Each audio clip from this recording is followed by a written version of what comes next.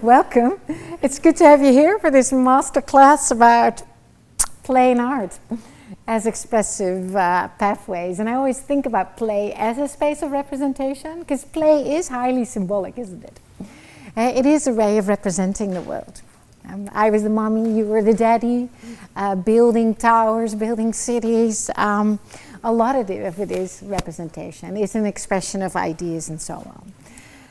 But I was thinking, we can talk about play and art for a long time, but we have to experience it as well, right? Because it's through doing that we learn the most, I think.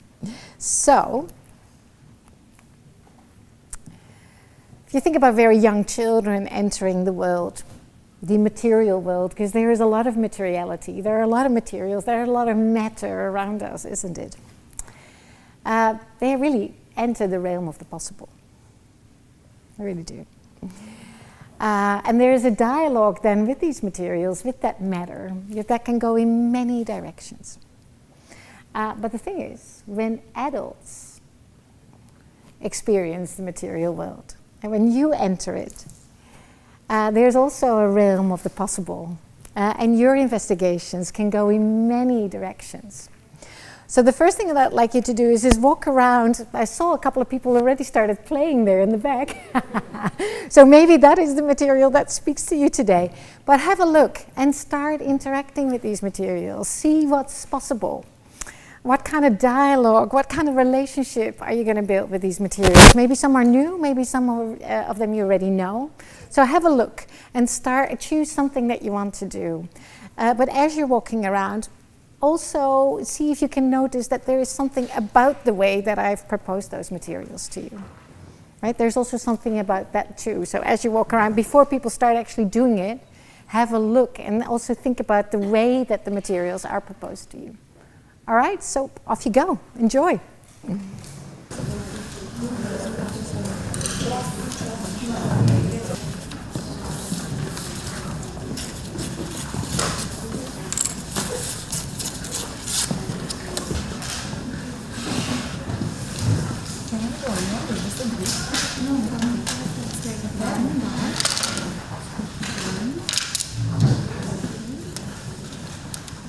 If you want to, you could also play here.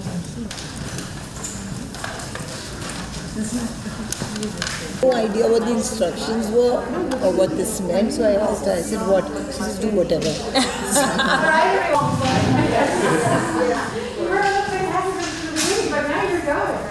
Here at your table group, what I'd like you to do is reflect with the people at your table on the following questions. So, what did you notice about the materials, and what did you notice about the way that you were interacting with them? And the relationship that you were building with them, or the relationship that you already have with them? I saw somebody who is very versed in the use of charcoal and knows how to shade. Other people were figuring it out. So reflect on what material did you choose, what was the way that you interacted with these materials, and then what might be some implications now that you've had this experience of how you would use materials in your classroom. For example, I know that some teachers might say to children, no, the materials have to stay at the table, they can only stay here. But I also noticed that the adults were taking things from one table to the other. And I think that that's fabulous. Hey? So why do we say no to children? Hey? Anyways, sorry, have a think, what you think might be the implications. Hey? So start with what you noticed about the materials, what you noticed about yourself, and then think what might be implications for your practice. All right? Have a think, and then we'll share that with each other before we continue. Okay? Purpose,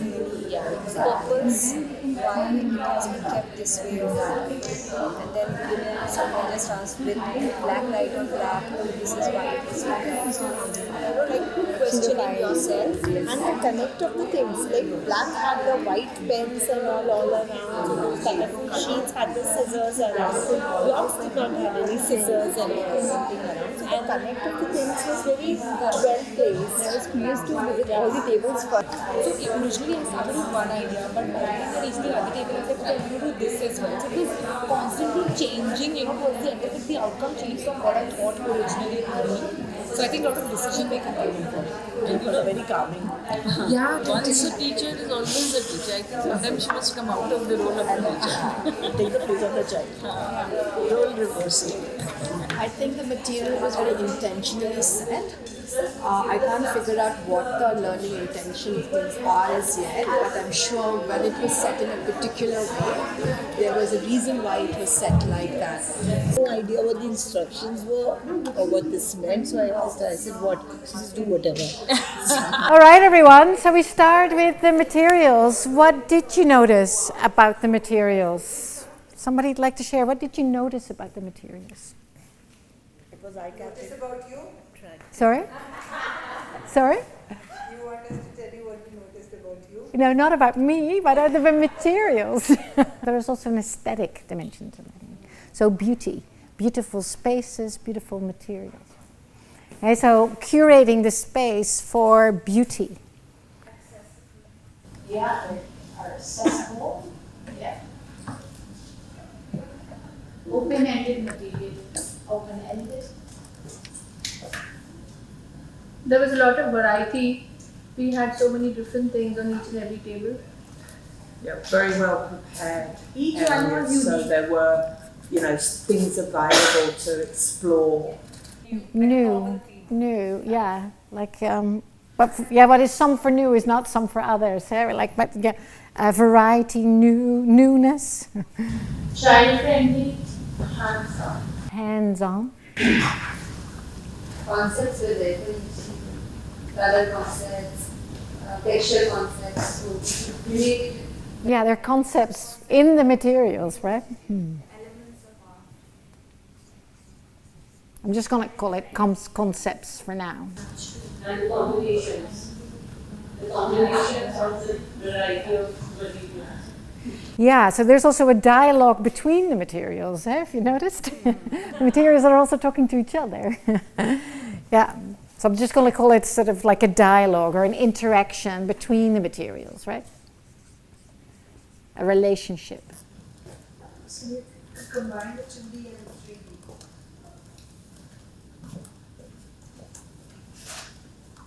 What I'm hoping is that you're noticing is that there's complexity.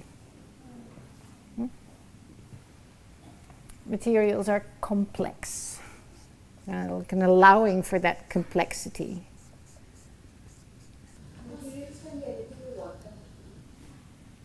They respond to your thinking. Like the open-endedness. There are no boundaries where you can use it as you want.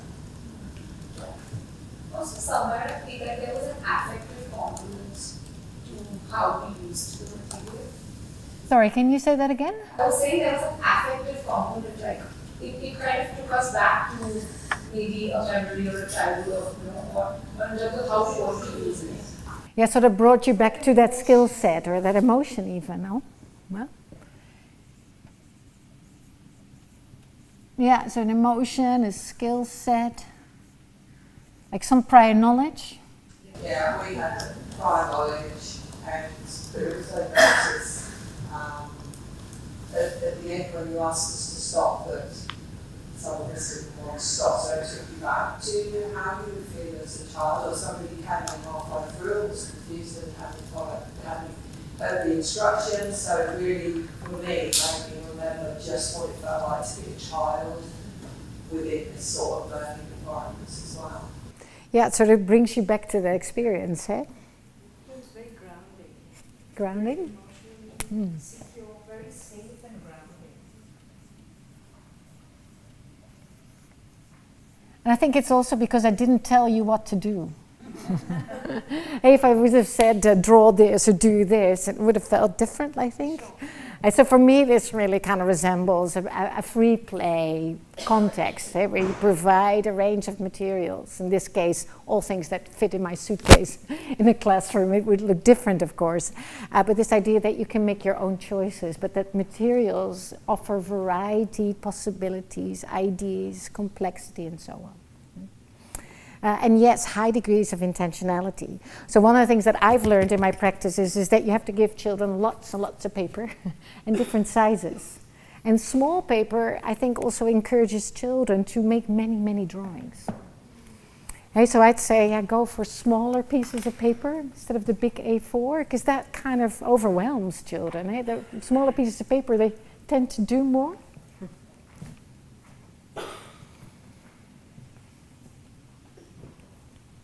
So look what we've generated so on. In our interactions with the materials, we were developing a relationship, but I also saw research. I saw you trying out possibilities with materials, new possibilities perhaps, or new understanding of some of those tools. That sort of playful, interactive way with the materials, we're building that relationship, is all research. And I think particularly young children, some of the materials that they encounter, they don't have a relationship with yet. Right? So I think it's important to remember that also in the amount of materials that we introduce and the pace in which we introduce materials. It's something to think about and something to consider.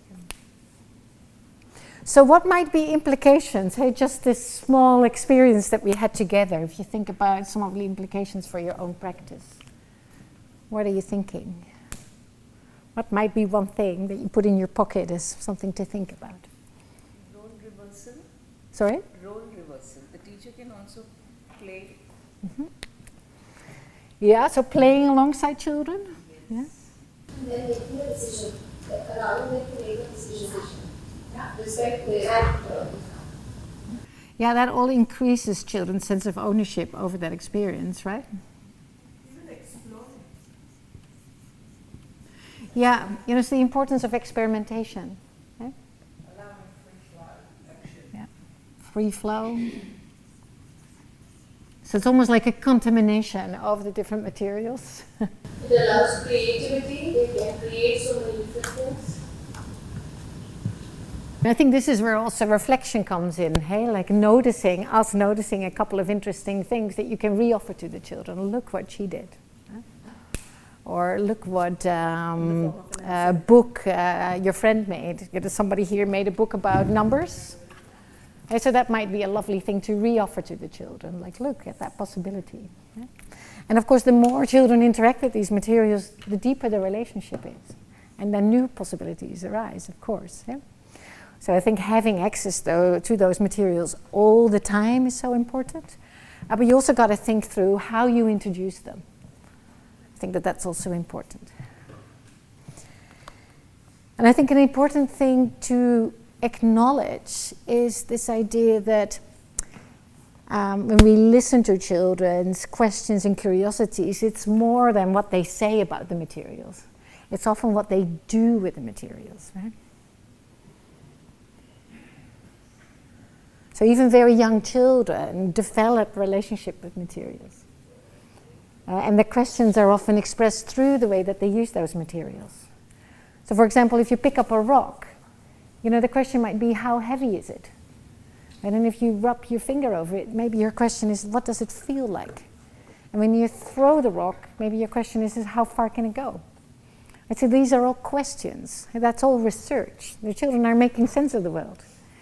And sometimes they would express those questions verbally, but sometimes it's through their actions.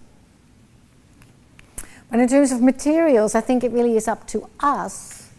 Often, what some people would call that silent dialogue that children have with materials. The relationship that they have with spaces, with rocks, with sticks, with the things around them. How can we bring that out? And I think it's often through the documentation that we can see what kind of dialogues, what kind of relationships do children have with materials. And it's nice to think about materials in that way, I think. Because it's often through the materials that children express ideas. So some people would say that materials and children live entangled lives. Isn't that beautiful? There's an entanglement in the way that children change through their encounter with materials, but the materials change as well. You see? You've changed the materials, but hopefully you've also changed through the materials. So that's that entangled life. I think it's a beautiful metaphor.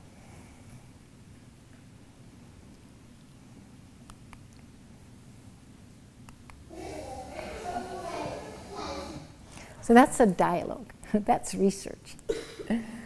And it's that noticing. And this is a very young child. I think it's quite interesting. I had 2 hands with the paint. That's a dialogue. We're building a relationship. What happens when I move my hand in that way? What kind of marks can I make? How do those 2 colors of blue interact with each other? What happens with the drip? These are all dialogues. And there's a depth to that research that I think is often underestimated or, almost unnoticed. So before I show this video, I think it's also important again to notice the way that this space has been set up. So one of the things that we did at the beginning of the year is that we started with first black paper and white paint, and then white paint and black paper. So first the children were learning about these 2 colors, because this is in a school where these children had never encountered paint before. It's not something that was part of their experience at home. So we started with black and white and the different colors paper, and then at some point we brought black and white together, and then something interesting happens, right? Because now we start to mix, and now we get shades. And then we added 1 color, and in this case it was green. So this is where we started to think about mixing. And then we thought it was interesting to add this book to the context to kind of inspire the children, perhaps, and show artists. And so this is actually a photograph of shades in the natural world. Some things there in the back to inspire the children.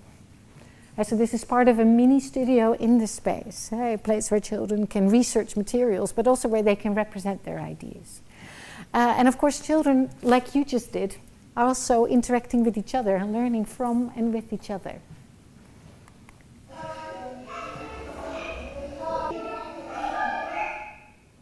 Did you see that? How she was doing the same thing? Isn't that amazing? That looking? That's inquiry. Co-constructing meaning, learning from and with each other, influencing each other with ideas. It's all part of the learning. So, if you think about materials this way, materials are very active. They are participatory. They play with us, so to say. They set things in motion. They set thinking in motion. They produce questions, I think, and ideas. I think it's the materials that become or create these productive movements in our thinking and investigations. So to illustrate this, I thought I'll tell you a little bit of a story about a school that I used to work at. So I'll tell you a little bit about the school's identity and its history, and then a little bit of the planning and the way that materials and spaces and art play a role in this planning process. How does that sound? Okay. So I'm an educational consultant, but I'm always drawn back to the experience in schools. So the best thing is the best of both worlds, like being in a school and consulting at the same time, but I have to say that leaves little time to do other things. So at the moment I'm a full-time consultant and I live in Singapore, but I have been back in the classroom a couple of years ago and it was amazing. Loved it. Yeah, okay. Loved it. I really did. So, first thing that we did as I entered that context is that we started talking about, for quite a long time, about what is it that we believe about learners and what is it that we believe about learning. To really build those shared understandings among the team. The way that we've been brought up, what we value about learning and school and that experience, so many conversations to bring us together and to build that philosophy together. And what does play-based learning mean to us? What do children deserve? What do families deserve? What do educators deserve? How can we be worthy companions to young children? Those are big questions. So lots and lots of conversations that led to something that we call the philosophy statement. So we wrote down what we believe. So we thought it was really important to acknowledge the uniqueness of each child. And the fact that they have rights, but also responsibilities, of course. And we also wanted to make sure that we acknowledge this idea that children first develop their identity within their own home and family context. And this is an inner city school in The Hague, and a lot of these children are from migrant families. Okay, so like a lot of them have a very strong Muslim identity, speak different languages at home. We felt it was really important to acknowledge the importance of that. And also that all these different children have their own unique identities and their own wishes and their own hopes and their own dreams. And that they're all curious. And that they're all inquisitive. And that they all want to make sense of their experience. Seeing them as these researchers, meaning makers, thinkers. So what you see here on the image, by the way, is the children doing a name study. So one of the ways that we wanted to connect children with names and sounds was by really looking at their own names. What do you hear at the beginning? What do you hear at the end? And we were clever about the way we introduced the names. So we had Selma, and we also had Els. And of course, some of the letters are the same. So it was also a way to talk about letter sounds and the order of the letter that changes the way that you pronounce it and so on. But this idea of learning as generating ideas, adapting ideas. So we're constantly bringing children together and ideas together in different ways. So active meaning makers, full of wonder, full of ideas that they generate and analyze. And different ways to express yourself. Eh? So back to this idea of art and play. Play is a way to express yourself, developing a relationship with materials that help you to investigate things, and it helps you to represent ideas. So that play really is a space of choice, right? So that children make choices, and that's how they drive their development. So we really wanted to be child-centered. But what does that mean, hey? I guess we can all say that. So we felt it was really important to kind of link that to this idea of time for play, allowing time for choice, but also making sure that we're listening to children. That we're monitoring, documenting, observing the things that captivate children's imagination, their thinking, their ideas, their theories. And that really informs our planning alongside, of course, the learning goals that we have for children.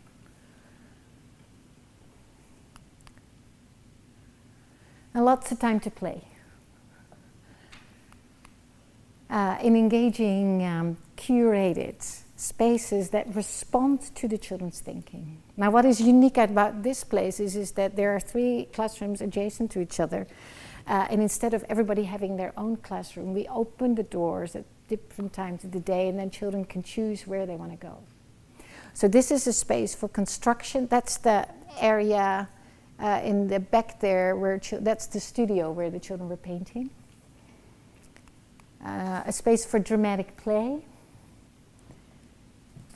So these were we created 2 sort of like apartment buildings, because a lot of these children were living in apartments. There's a light table there, a bit of sensory play, and then construction play there, like little world play there on the carpet. This was also for puzzles and math materials. The snails were there at some point. Duplo at the top there, and under here we had what we would call a deconstructed play area. So we had lots of sort of big loose parts, crates and tubes and other things. So children could kind of create their own play scenarios with these loose parts. So before we continue, because I don't want to talk all the time, I want you to kind of reflect on, what drives your intentions for children. If you go back to this idea of what do we value, what do we believe, how do we see children, just a minute or 2 to reflect on, what are your intentions for children? What do you think children deserve? What do adults, what do educators deserve? What do families deserve? Just 2 minutes to talk, and then we'll continue, okay? All right, everyone. And so the other thing that you need to know about this is it's a multi-age group. So 4-year-olds and 5-year-olds are together, and then some children will leave the group, go into grade 1, and then younger children join the group, right? So this was sort of early at the year. Of course, there were many things that we already knew about the children, as there were a couple of things that these children were particularly passionate about and kept on going back to. So, for example, we knew that this group of children was very passionate about dramatic play. This is something that we knew. So this is that dramatic play area that I was talking about, and bringing things together in different ways, different scenarios that the children are playing out. So we knew this group was very invested in role play. I love this, by the way, and also incorporating some of that representation and expression with these little whiteboards, and you put your sunglasses down, you write like a list, a shopping list, then off you go. And the other thing that we knew is that they were investigating the way things flow for quite some time, outside and inside, with that scent table. And again, it can be as simple as like a box, some sort of plastic box, and a little bit of sand and things from home. Those investigations can start to happen, right? But yeah, like a big sand pit and having access to water right next to the sand pit, of course there's lots and lots of possibilities, right? Just sand and water, that's all you need, I'd say. And look at this, the play with the crates, and then thinking about technology was something that we noticed.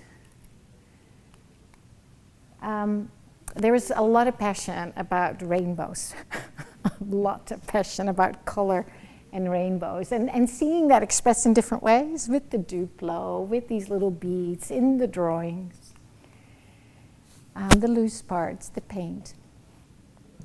So the materials tell you what the children are representing and thinking about. Have you noticed? And a fascination for nature, with which they were encountering in that outdoor space. And sometimes we would bring that inside, the spiders and the snails and so on.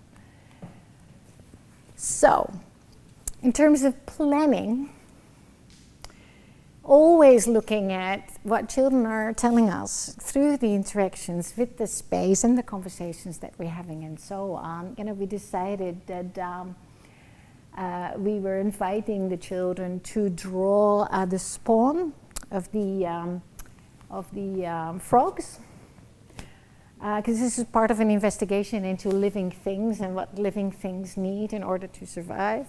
So it's part of our curriculum, offering that to children. So this was already happening, and some questions. This child is wondering whether the mommy and daddy had died.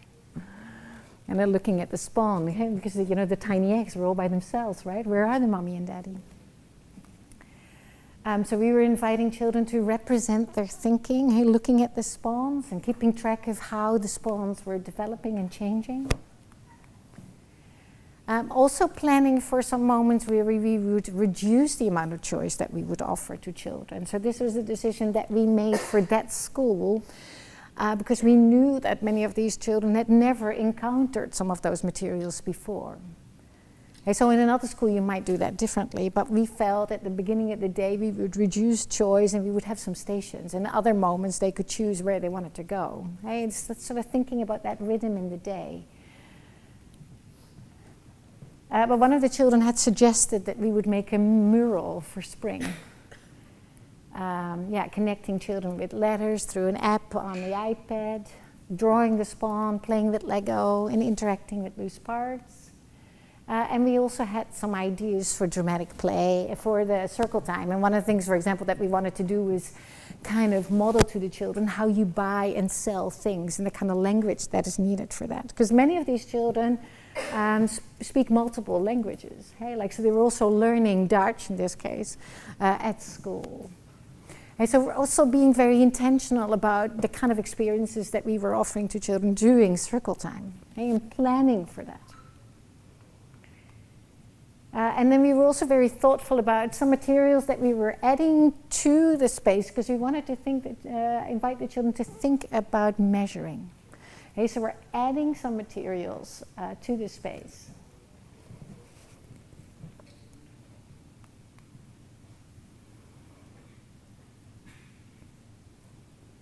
Some measuring tools. And we also made sure that we took some things outside that they could use for measuring. And look, there it is again. We were also encouraging children to think about the flow of the water with these half pipes.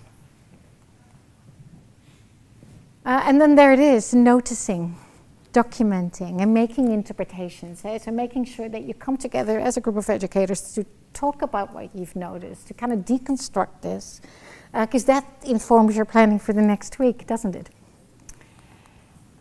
So one thing that we thought was quite interesting is that the children talked about the tiny, because some of the tadpoles came out of the eggs. That was exciting, of course, is that the children talked about, they're moving lines. Isn't that beautiful? But also a new question, how did they get out of the spawn? Yeah, that's a good question, right? But did you know that the tiny tadpole actually eats the spawn? Did you know that? Yeah, so it feeds itself. And anyway. And then lots of conversations. And what was interesting is that the children started talking about this idea of floating. They're floating. And we thought that was interesting because, of course, they are not floating. And so what could we do? What could we provide, what kind of experience could we wondered, provide the children to kind of re-examine this idea of floating and sinking?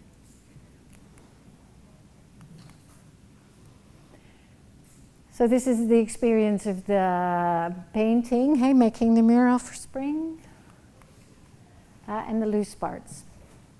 So this is during those small group explorations, and I thought that you might find that interesting as well.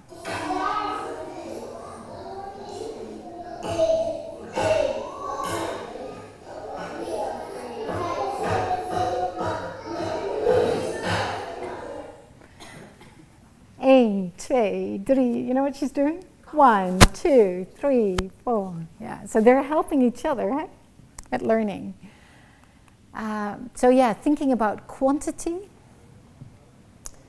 but also about symmetry.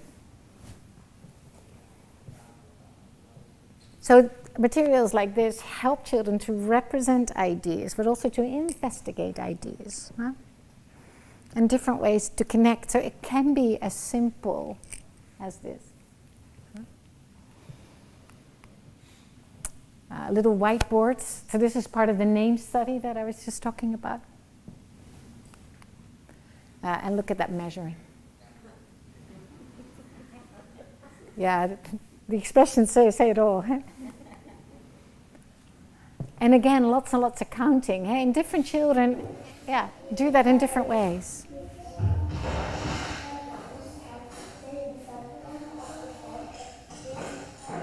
60, 61, 62.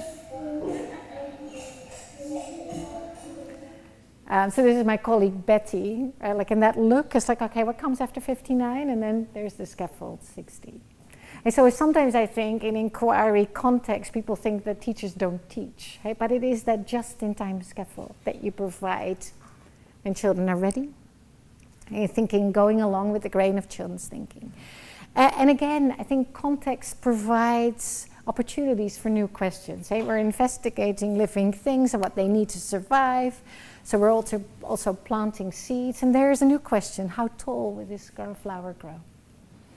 So the materials ignite questions, right? Representation with sticky notes. You can't have enough sticky notes, I would say. Planting beans to observe and look at. And one of the things that we noticed was that the children started going back to the reading area and that they started to revisit some of the documentation that we put in there. So we're always documenting learning. It goes on the bulletin boards that are at the children's level. This is an important point. And then at some point we take it off the boards and then we bind it and then we put it in the reading corner so we can revisit those experiences. So yeah, have a think. What are you noticing so far about the way that this group of people is going about planning? Have a think. What are you noticing? All right, everyone. Hey, I'm conscious of you might be getting hungry as well, right? We're running over time because the sessions were starting at different points. But what are you noticing so far about this way of planning? That if you are planned, your intent and your implementation of the things are ready, then experiential learning becomes much more compatible for the holistic development of it. Yeah, so what I'm hearing you say is, when I'm inferring now, like that degree of intentionality is really important. Right? It's you're creating the conditions, but it's based on... The environment has to be created as per the intention of the learning that we want to implement. Yeah, and the intention comes to some degree from, units or ideas that we want to offer to children and also the children's responses and ideas as well, right? So it's a both end. The power of documentation. So what makes you say that? Because everything that you were doing, you were able to document. So it was like assessment for learning, as learning. So you know exactly when each child was in their journey and was able to pull them through you and take them forward. So you were able to intentionally provide for each. So there was this thought. And you could see on the learning being visible. Yeah, and I think it's the documentation. It's like really helps us to be attentive listeners. I think the more we document, the better we become at that listening and that noticing of those facial expressions, of those gestures, of those questions, of those curiosities. It really brings us in that space, I think. And so I've worked with many, many teams, and I think it's often the documentation that's brought the biggest change. It really does. You need the space, you need the time, you need the materials, you need interactions and a commitment to play and so on.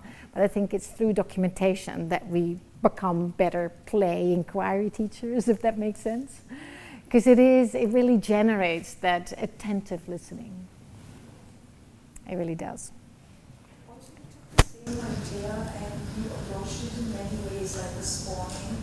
It was through drawing, it was through actually seeing, so that the same thing is done with many different things. Probably put in some music sound to it. So the same learning experience is done through different perceptions. Yeah, and I'm really pleased that you're noticing that and that you're giving that back to the whole group, because yes, for sure. And there were stories and songs and drawing and clay and yes, multiple ways in. Not just for that one thing, so it drives home a different point from each angle. It's multidimensional. Yeah, and just to finish it up with a very, very short story, then the listening, right? Going back to the questions that children have. So in this case, it was Halima's question. Wondering about where do birds live. And for us, that was a really big moment in Halima's development. So we really wanted to celebrate the fact that she, verbally expressed this question. So we re-offered it to the whole group. And one of the children said, well, birds live in a nest with eggs. So I thought, okay, well, how about birdhouses? And that evoked quite interesting ways into the children's minds. I talked about this yesterday a little bit, eh? The children started drawing their theories. So here we are, play, expression, the way that these two things come together. So here the children are drawing their ideas, right? This is Zeynep. The zaadjes, the seeds inside the birdhouse. But also eggs in a bed. My Zara, it's really important for her, I think. And there's Ayub with his theory about birds living in a nest. Yeah, so I think when we see children as these theory builders and we see them as people that represent ideas through play and through a range of materials, and that we really harness those possibilities, I think we become better play teachers. But it starts with the noticing, so thanks for bringing that to everyone. Hey? So document the learning and talk about it with each other. I think that's a really beautiful way into growing our own capacity as inquiry play teachers. So that's it for now, I think. Time to eat. Enjoy.